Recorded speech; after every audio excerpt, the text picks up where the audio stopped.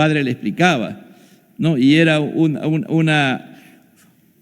trabajo muy especial, ¿no? que se hacía. Y poco a poco se le iba formando ese pensamiento. Pero la idea no es que tú te lo memorizaras y lo supieras de memoria.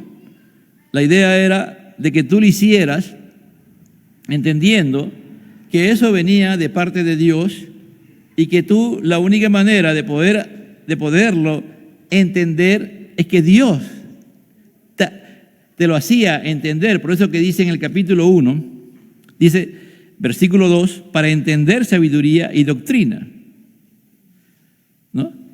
Dice, para conocer razones prudentes, para recibir el consejo de prudencia, justicia, juicio y equidad. Es decir, cuando en Proverbios se habla de la sabiduría, también se habla de la inteligencia.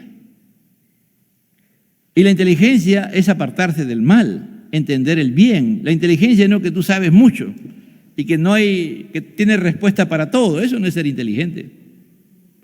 Ser sabio no es que tú también inventes cosas. No, ser sabio es tener temor de Dios, es conocer a Dios, es saber por qué tú tienes que hacer estas cosas. Porque eso, el objetivo de la creación del hombre fue para que el hombre engrandeciera el nombre de Dios, para que el hombre glorificara el nombre de Dios.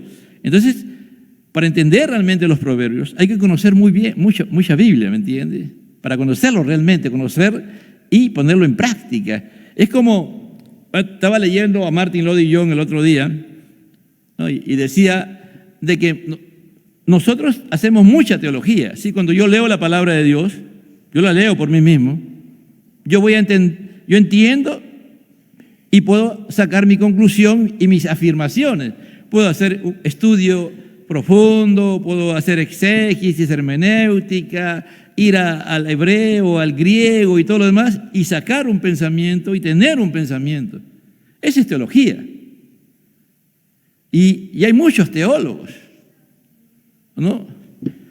Hay teólogos, por ejemplo, me he olvidado, había un alemán, me he olvidado su nombre, este alemán, pero muy, muy renombrado. Por ejemplo, él tiene un nivel de teología bíblica increíble, pero él, por ejemplo, se divorció de su esposa y se casó con otra mujer. Y no disminuyó su teología, siguió escribiendo. Pero eso significa que esa teología, que él habla mucho de Dios, pero no conoce a Dios. ¿Entiendes? En cambio, la doctrina es que tú, al hacer teología, al entender la palabra, ahora vívela, pues. Vive esa palabra que te dice Dios que tú tienes que vivir. No, si tú crees realmente que hay que vivir en santidad, yo sé que todos tenemos que vivir en santidad, y tú lo sabes que tenemos que vivir en santidad. Y santidad es apartarse del mal, ¿no? Si lo miramos de esa manera, es vivir de acuerdo a los principios de Dios, y tú sabes que esa obra no la puedes hacer tú. Entonces vivir en santidad es tener temor de Dios, ¿no? Es conocer a Dios. Entonces, no es algo que tú puedes saber y al final haces todo al revés.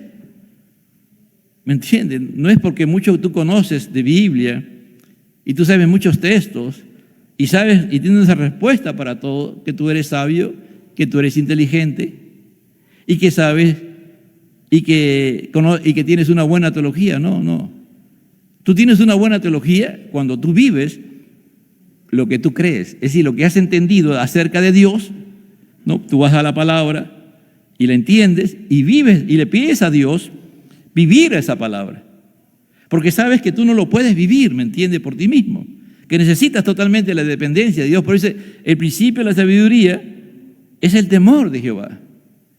Entonces, no es el miedo, no se habla de un miedo, de un terror, de un pánico, no.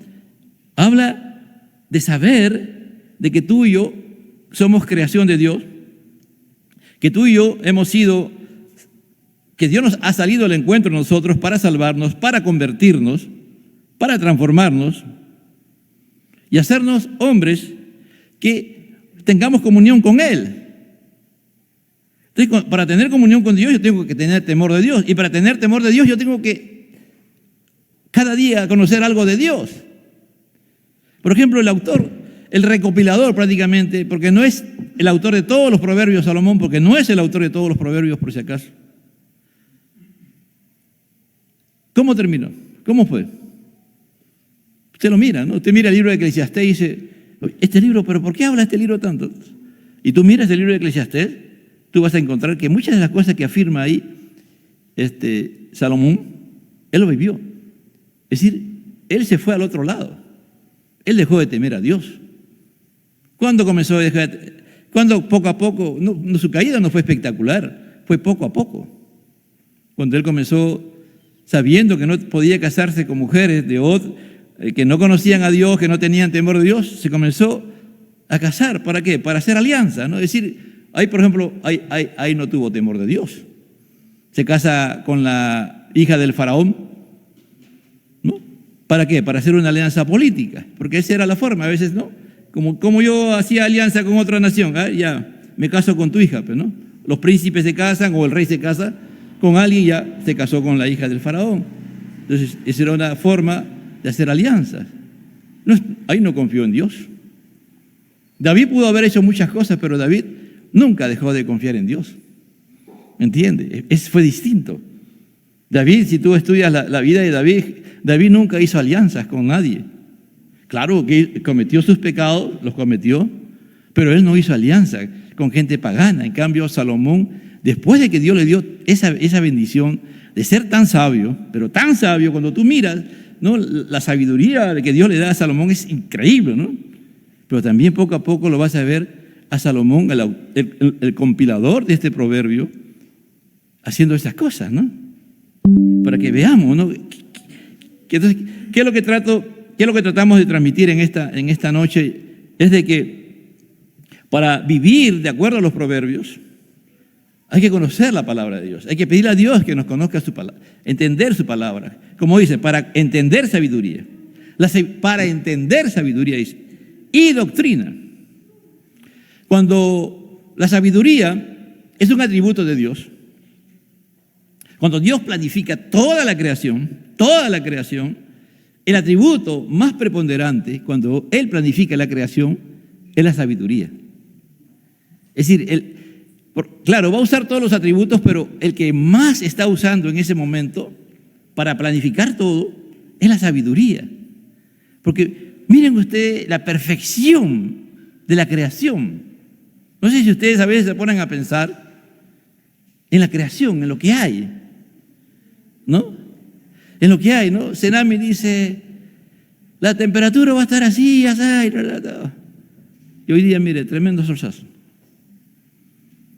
Cuando Dios quiere le cae a la boca a todo el mundo, ¿me entiende? El hombre ni siquiera puede pronosticar un día más allá de un día. Y eso todavía con la justa propia. Es decir, la grandeza de Dios en las cosas, en los detalles, ¿no? Cuando uno mira, y ahora, por ejemplo, los hombres, el otro día estaba revisando un informe sobre el tema del plástico, ¿no?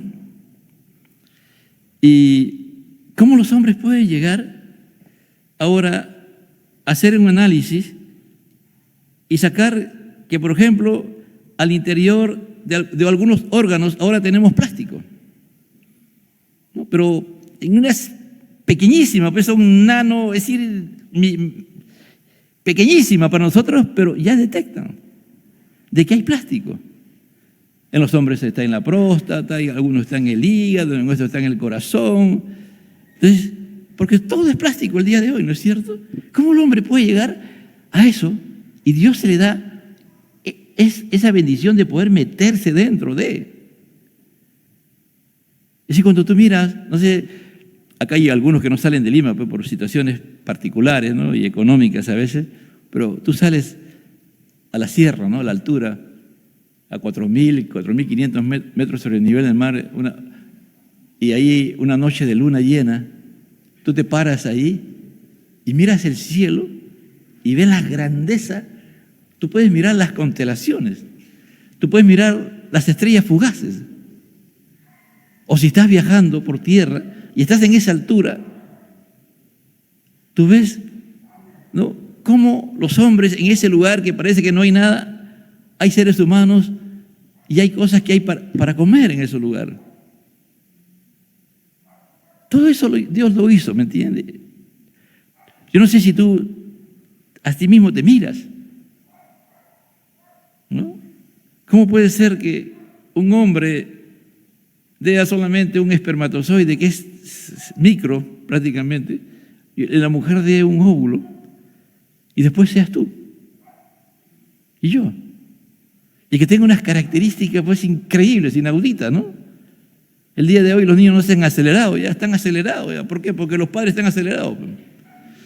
¿Me entiende? ¿Por qué? Porque nosotros ya tenemos en nuestra genética, es increíble, la genética del ser humano, lo que a ti te ha pasado o cosas que tú has mejorado, se transmite a tu genética. Y tus hijos nacen acelerados. Es decir, tú dices, pero ¿por qué este niño, mira, tiene 2 años, 3 años y hace cosas que antes un niño de 5 o 6 años lo hacía? Ahí encontramos a este Dios sabio, que es todopoderoso, creando, y que a Él no le sorprende nada del desarrollo humano, ¿me entiende? A Dios no le sorprende nada, hermano, lo que tú y yo vamos a hacer, ¿no? El sueño, por ejemplo, de los hombres ahorita es agarrar un celular o un aparato y ¡pac!, poner y sale una pantalla. Y de aquí, y después, y se mete la pantalla acá. Eso va a ser, ya lo hay, ¿no? Parece loco, ¿no? Antes cuando uno miraba decía, oye, no puede ser. Cuando hace 30 años uno miraba los CD, oye, ¿qué es eso? Pero ahora es normal, ya pasó, ahí está botado, los CD están botados por ahí como nada, ¿no? Entonces, ¿para qué es todo esto? ¿Por qué Dios nos llama la atención a que nosotros a veces pensemos en la creación y en las cosas? ¿Por qué Dios da pensamientos a través de proverbios? Para que tú no te vuelvas a Dios y permanezcas en Dios, ¿me entiendes? Por eso dice, para entender sabiduría y doctrina y para razones prudentes. Es decir, que aquí en la misma palabra, Dios te da las razones por qué tú tienes que creer en Dios. ¿Por qué tú tienes que cumplir con los mandamientos? ¿Por qué tú tienes que mirar la historia de los profetas posteriores que nos narran y nos dicen el pecado del pueblo de Dios y de la humanidad? Y nos dan, y podemos, si nosotros el día de hoy comenzamos a analizar desde Génesis hasta los profetas, vamos a encontrar por qué razón estamos como estamos. No es primera vez, hermano, que el ser humano está haciendo lo que está haciendo el día de hoy. La diferencia es que es masiva, ¿me entiendes? Es a nivel universal. Ya todo el mundo lo está haciendo. Antes era por un sector. Entonces, para recibir el consejo de prudencia, dice. Es decir, pero podrá que nuestra mente está tan ocupada, pero tan ocupada en cosas que no tienen trascendencia para Dios, que para nosotros sí son trascendentes, ¿no? A veces la ropa, a veces qué voy a hacer con mi vida, y tomo decisiones sin considerar a Dios. Ahora, cada vez en esta crisis, si es que Cristo viene, gloria a Dios, y si no viene va a haber una crisis profunda, ¿me entiende? Porque entramos a un cambio, estamos en un cambio de nueva era. Va a haber una nueva humanidad, ¿me entiende? Distinta a la que ha habido y a la que está ahorita. Y cada vez que hay un cambio profundo, muchos sufren, ¿me entiende? Muchas personas sufren porque el ser humano está acostumbrado a vivir en un estado de confort, en un estado de quietud, ¿me entiende? Nosotros siempre buscamos que las cosas estén así, 1, 2, 3, 4, 5 y que vaya, ¿no? Pero cuando tú vas a leer Proverbio te va a trabajar un tema y de un momento a otro te trabaja otro tema y te trabaja otro tema y otro tema. Y dice, pero no está conectado. Entonces algunos dicen, hay que estudiar Proverbios en forma temática. Vamos a ver el odio, ya el odio, el amor, ya la inteligencia. Y comienzan a buscar todos los textos de la inteligencia. Pero no es así, hermano. La vida es así, como está en Proverbios. A ti te pasa un día una cosa, te puede pasar otra cosa, simultáneamente muchas cosas.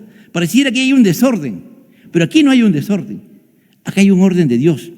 Lo que pasa es que para entender Proverbio tenemos que irnos metiendo poco a poco en el pensamiento. Dios nos mete en su pensamiento de Él para entender por qué.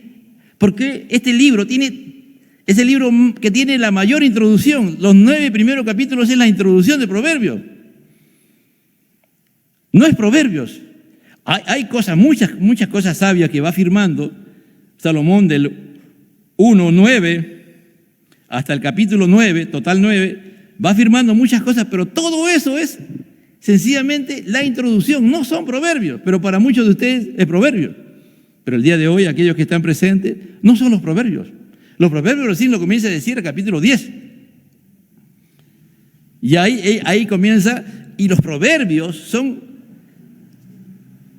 cosas que al hombre le pasan, o le han pasado, o experiencias, y que el hombre ha comenzado a observar, guiado por Dios. En el caso de nosotros, como guiados por Dios, bajo el poder de Dios, bajo el Espíritu Santo, pueden mirar el acontecer del ser humano y mirar cómo ve Dios las cosas.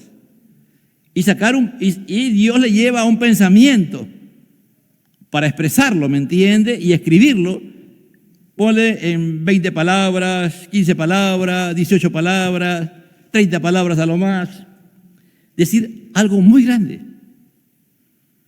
¿no? Por ejemplo, si yo digo, vamos al 10.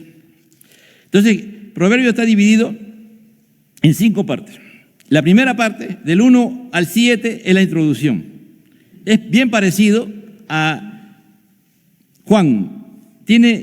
Y el tema ahí es el por qué nosotros tenemos que cultivar o pedirle a Dios que nos haga entender la sabiduría y que podamos ser sabios bajo el temor de Dios. Entonces, del 1, y de ahí, él comienza a hablar.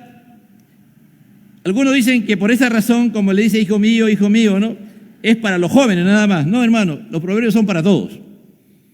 Para los niños, desde pequeña edad. Dice que Jesús crecía en sabiduría, ¿no? Entonces, a la medida que va creciendo el niño, se le va enseñando la sabiduría. Y hay algunas porciones de Proverbio que se pueden ir aplicando, que también de acuerdo a las edades.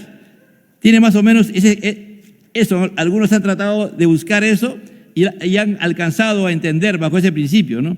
Entonces, mire, acá, ya en el capítulo 8, habla de la excelencia de la sabiduría, ¿no? Esa es la introducción, no está hablando de proverbios, habla de por qué es tan importante la sabiduría.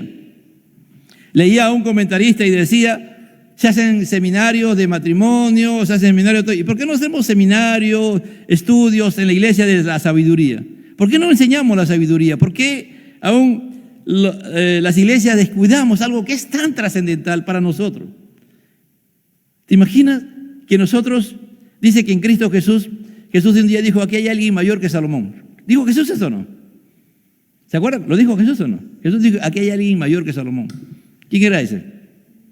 Él, pues él. Ahora, si nosotros estamos en Cristo, ¿qué significa eso?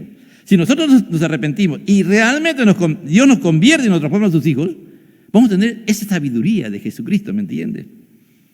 Es decir, nosotros en Cristo Jesús, si vivimos dependientes de Cristo y totalmente dependientes y unidos a Cristo en comunión íntima con Él y perfecta, superamos la sabiduría de Salomón, hermano.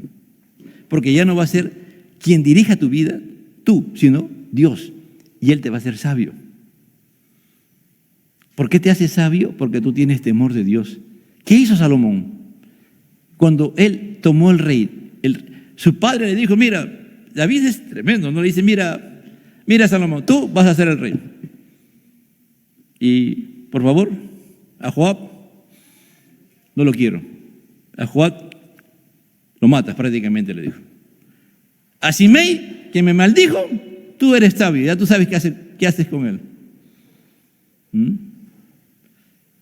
Y cuando tú miras ahí la historia, cómo Salomón sabiamente mata a Joab, manda a matar a Joab y mata a Simei. Simei, hermano, le insultó, lo maldijo terriblemente a David. Y David dijo, Señor, lo mato, mira ese hombre. No, tranquilo, dice.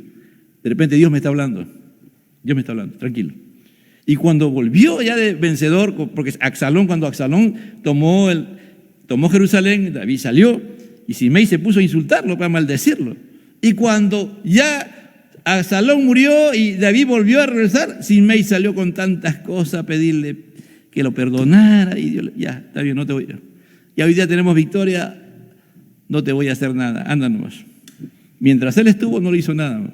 Pero cuando él ya iba a morir, le dijo a Salomón, encárgate de Simei.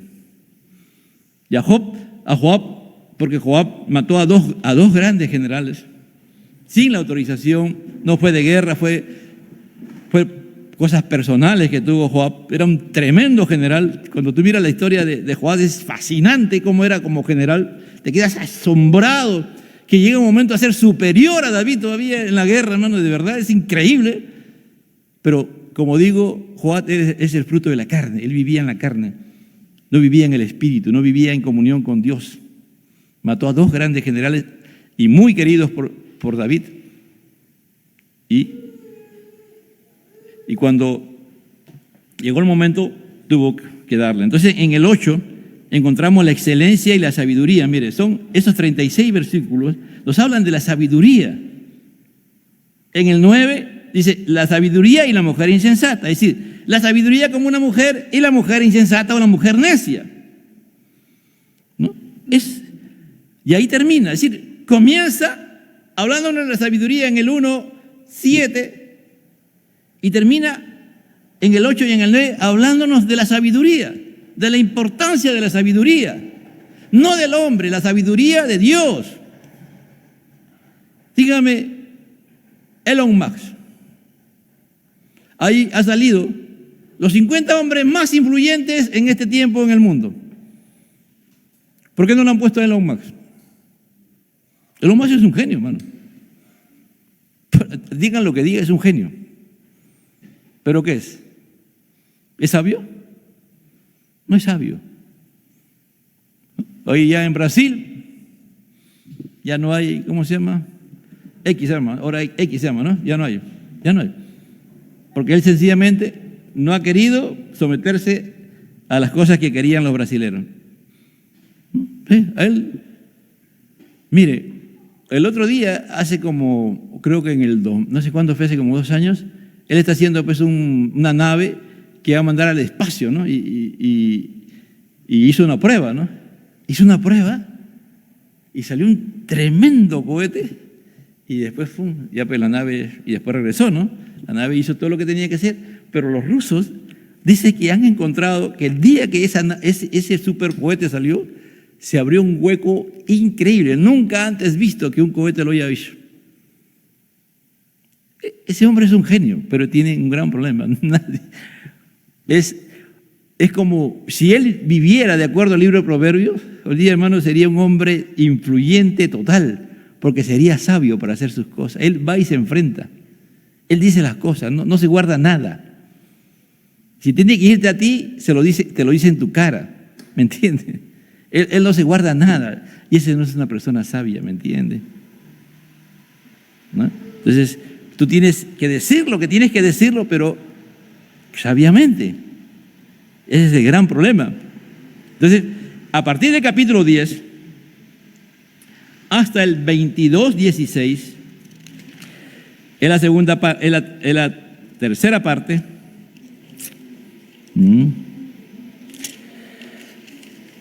Hasta el 22:16, ¿no? Fueron escritos por Salomón. Aunque algunos plantean de que Salomón lo que hizo fue recolectar algunos dichos o proverbios del pueblo mismo, ¿me entiende? Estos son los más antiguos, ¿no? Entonces, pero también en Primera de Reyes dice que Salomón compuso 3,000 proverbios y compuso 1,005 canciones.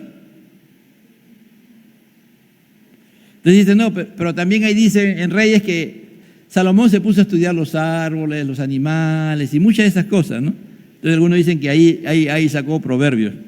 Entonces algunos plantean de que no todos estos proverbios que están aquí no fueron hechos todos por Salomón, ¿no? Que algunos. Pero aceptemos que todos fueron hechos por Salomón. Ya vamos a aceptar que todos fueron hechos por Salomón. Pero a partir del 22:17, ya estos proverbios no son de Salomón, son proverbios que lo escribieron unos sabios, ¿no? Dice, y que ellos se aceptaron como proverbios. Si fue Salomón el que recolectó esto y los escribió, aceptó la sabiduría de otros hombres, ¿me entiende?, que estaban en el pueblo de Dios. Y si aceptamos el perfil de un hombre, de una mujer de Dios, ¿qué estamos aceptando? Que nosotros tenemos que reconocer que también, no solamente tú piensas, ¿me entiendes? No solamente tú eres el genio, ¿no? Hay otras personas que también pueden pensar y son sabios, como Salomón. De repente no llegaron al nivel de Salomón, pero sí aportaron. Entonces, hasta el capítulo 25. ¿Ya? Del capítulo 25 al capítulo 29, no fueron hechos, dicen, por Salomón, escuchen bien, hechos por Salomón, pero que Salomón no los recopiló. ¿Qué recopiló? Juntarlos todos, ¿no es cierto? Entonces, si miramos los proverbios que circulaban en el tiempo de Salomón, si aceptamos que en el tiempo de Salomón esto pasó, eran desde primera de Proverbios hasta el capítulo 25, hasta ahí, y después llegaba al capítulo 30 y 31. Esos eran los proverbios. Entonces, los demás proverbios, a partir del 25 hacia adelante, hasta el 29, eso lo hicieron en el tiempo de Ezequías. Ezequías Dios lo usó para un avivamiento. Entonces, los proverbios se decían, y la gente lo sabía porque la transmisión parte de la palabra de Dios se transmitía oralmente, es decir, se hablaba, ¿no? Por ejemplo, vamos a ver así, mire, hasta el día de hoy si algún día usted tiene una experiencia de ir, por ejemplo, a unos lugares donde la influencia occidental ha llegado poco, muy poco, pero que son abiertos a veces y tú puedes estar dentro de esa comunidad, comunidades que deciden hacer eso. En la selva peruana las hay. No hablo de esos no contactados que son salvajes, que esta semana, por ejemplo, han matado a dos personas, ¿no? Ha habido que tienen, en Madre de Dios hay un grupo, ¿no?, de no contactados. Eso no hablo. Hablo de personas que deciden vivir como siempre han vivido y no aceptan que el mundo occidental se meta dentro de su cultura. ¿Cómo hacían antiguamente, no? Por ejemplo, llegaba la noche, ¿no? Era noche de verano, y se sentaban había una fogata, y alrededor de la fogata se sentaban las personas, ¿no? Los niños, los adolescentes, los adultos, todos. Y habían personas que su trabajo, para eso estaban ellos, era narrar la historia de su pueblo, ¿no? Cada cierto tiempo contaban la historia de su pueblo, de cómo habían surgido y cómo era. Entonces, eso era para preservar sus tradiciones y costumbres. Pero también ahí ellos comenzaban a enseñar a los niños cómo debían de preservar su cultura y les enseñaban los pensamientos en forma de proverbios, en forma de fábulas, parábolas, enseñanza que ellos tenían que preservar. Cuando tú vas a esas culturas, tú vas a encontrar, algunos lo llaman la saga, ¿no? Pues tú dices, a ver, ¿qué película últimamente ha habido en sagas? Ya no hay, ¿no?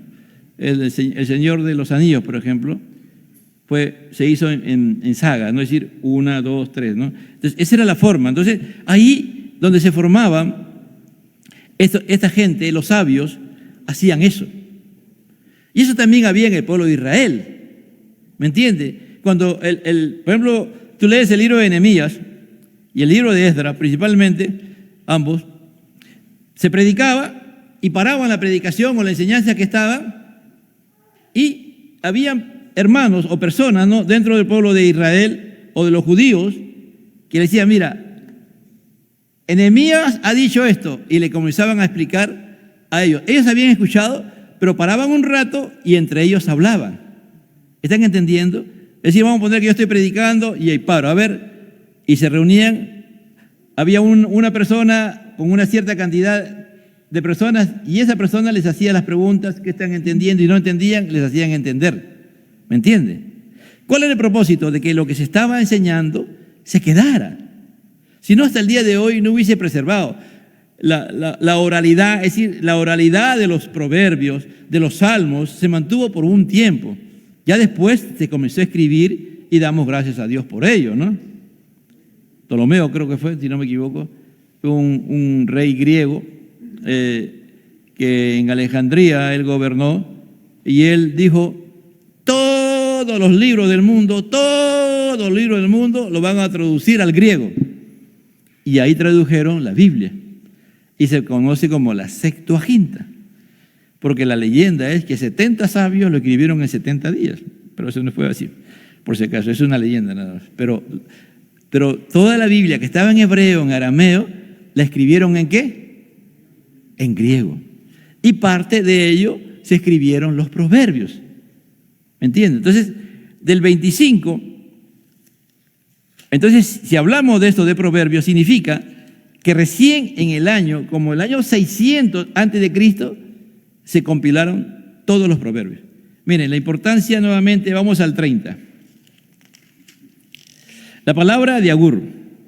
Agur no es Salomón. Y ahí él va a usar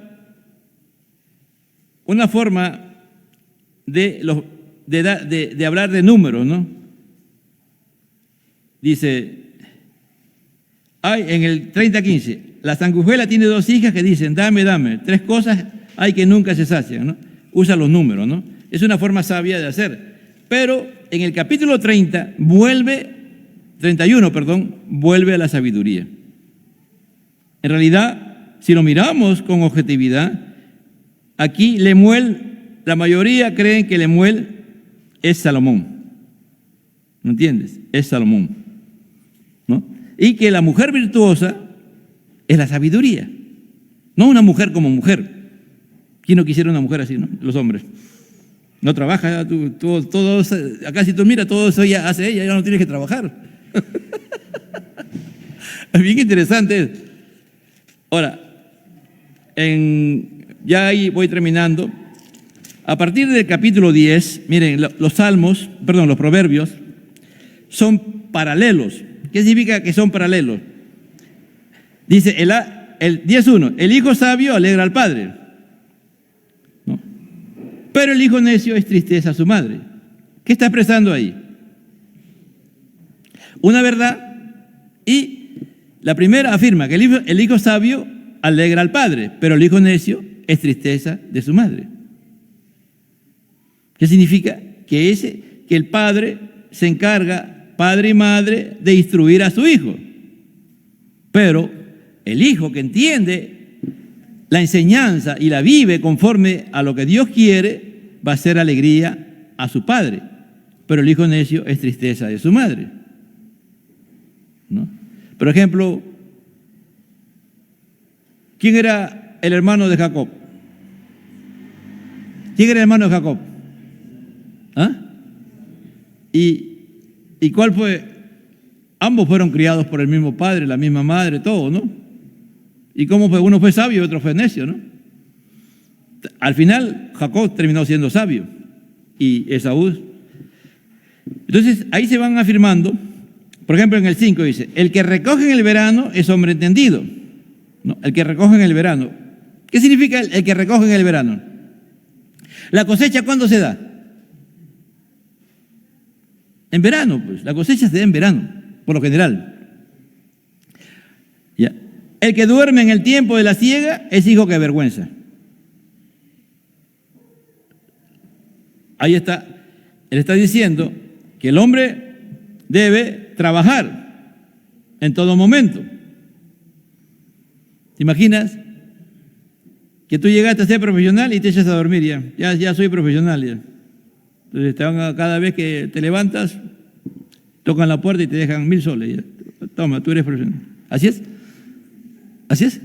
¿Porque eres profesional? No, no es cierto. No. Tú ya sembraste ya que venga alguien y no, ya solo va a salir el... No, ahí está hablando de que no solamente es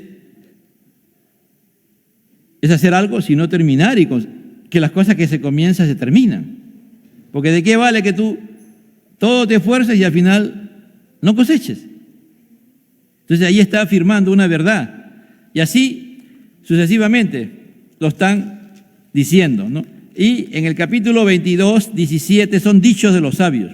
Son dichos, son porciones ya de más de 3, 4 proverbios y que afirman algo. Usted trabaja un tema y ese tema el sabio lo va a trabajar.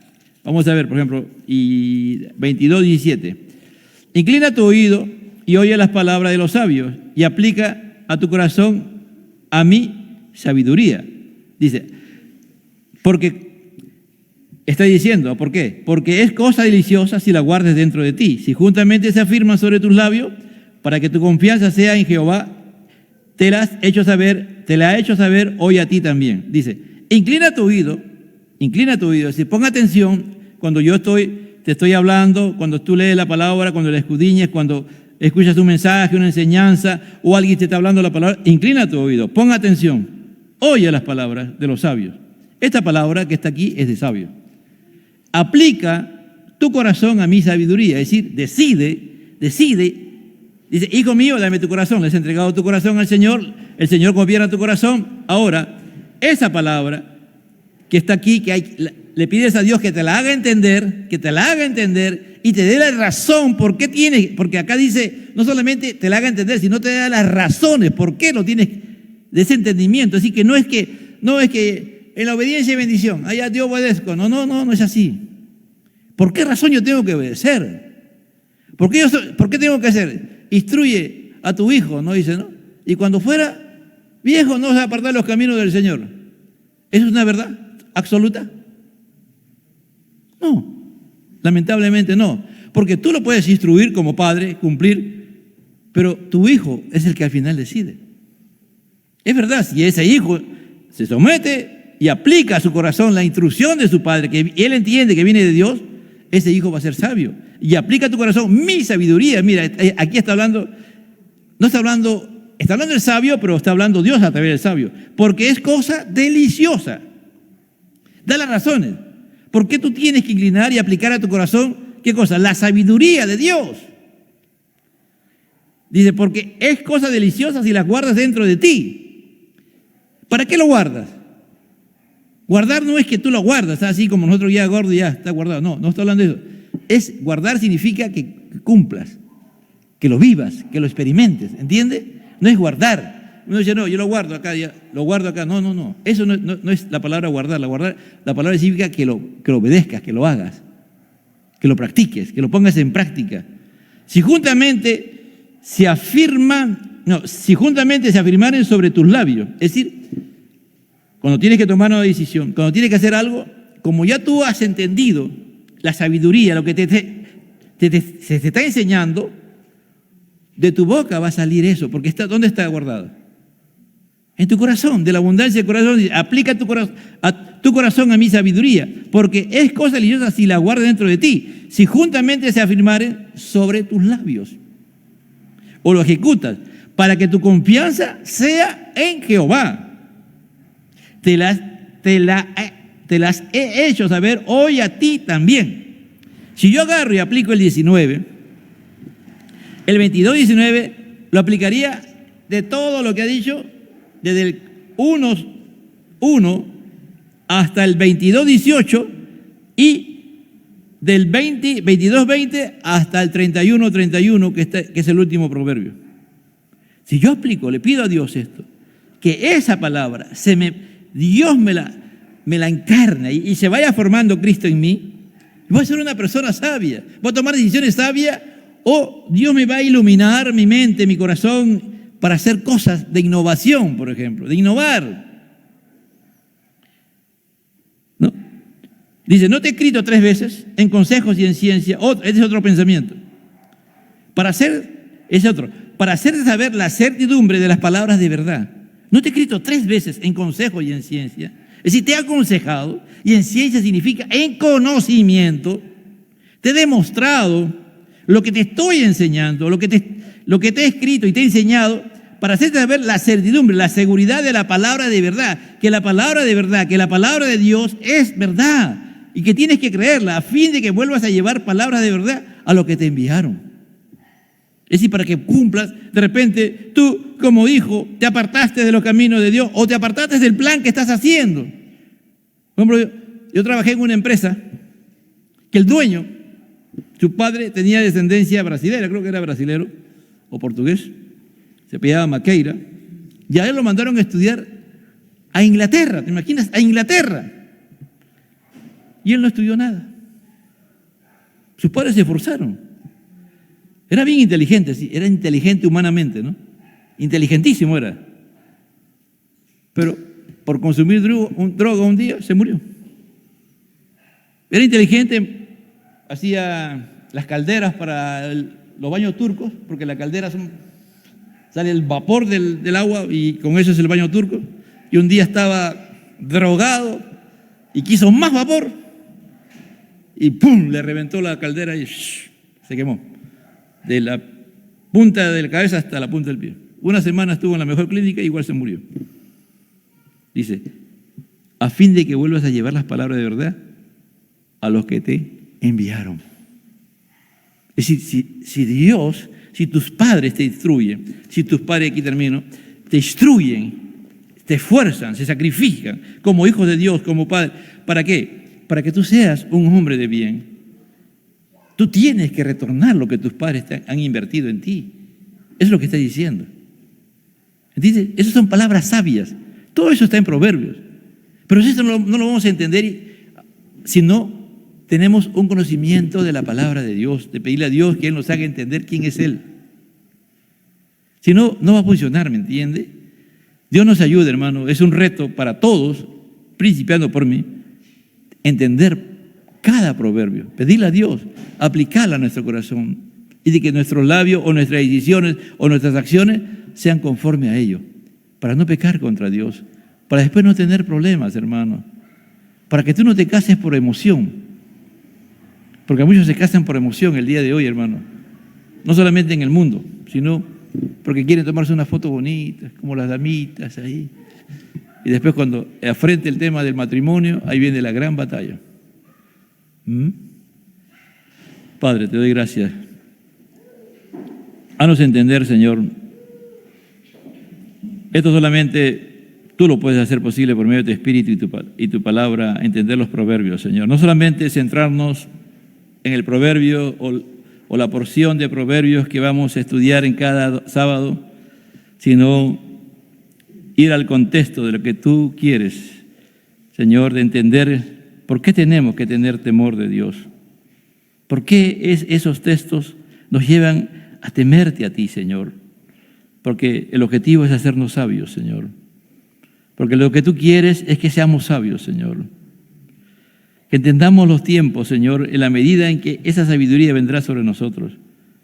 Como tú lo hiciste, Señor, con Jesucristo en esta tierra, Señor. Él fue sabio, Señor. Él no cometió ningún error, ninguna falta, ningún pecado. No tomó una decisión errada. Todo lo hizo perfecto en la tierra. Porque Él dependió totalmente de ti y tuvo temor de ti y te reverenció y te honró y te respetó porque Él sabía quién eras tú como Dios, Señor. Oh Padre, gracias por la enseñanza que tú nos das a través de Salomón. Las buenas cosas que hiciste a través de Salomón, Señor, y cómo tú te glorificaste, y también aprender los grandes errores y fracasos que cometió Salomón, Señor, para no pecar contra ti, Señor. Por eso decía, en mi corazón he guardado tu dicho para no pecar contra ti. Para no pecar, en mi corazón tengo que guardar tus dichos profundamente, Señor, ahí arraigados. Gracias, Jesucristo. Dios le bendiga, Dios le guarde, amado hermano.